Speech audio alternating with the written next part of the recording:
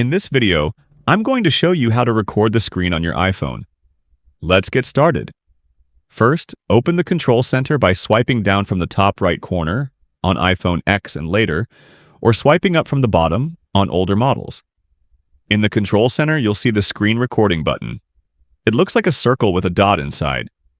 If you don't see this button, press and hold anywhere on the Control Center screen, then tap Add a Control.